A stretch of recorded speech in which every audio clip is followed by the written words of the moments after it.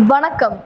ஆடி கிருத்திகையை முன்னிட்டு ரத்னகிரி பாலமுருகன் கோவிலில் திரளான பக்தர்கள் தரிசனம்.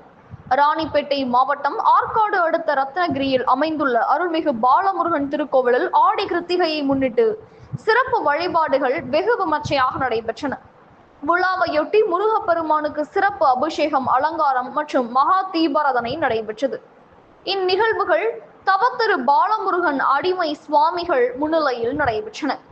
இதனைத் தொடர்ந்து கருவறை மற்றும் அனைத்து சன்னதிகளிலும் வெள்ளித்தேர், மயில் வாகனம், ரிஷப வாகனம், மூஷிக வாகனம், கல்தேர் உள்ளிட்ட வாகனங்களுக்கு புஷ்ப அலங்காரம் செய்யப்பட்டு சிறப்பு தீபாராதனை நடைபெற்றது. இத்திருவிழாவில் பல்வேறு கிராமங்களைச் சேர்ந்த ஏராளமான பக்தர்கள் பன்னீர் காவடி, புஷ்ப காவடி, மயில் காவடி உள்ளிட்ட காவடிகளை தோளில் சுமந்தவாறு மேளதாளங்கள் மற்றும் வாத்திய இசையுடன் பக்தி பரவசமாக நடனமாடி கோவிலுக்கு ஊர்வலமாக வந்தனர்.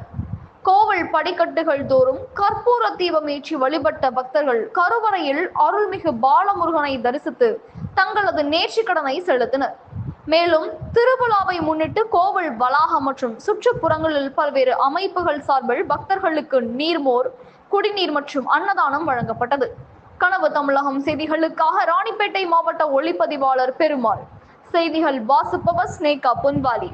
நன்றி.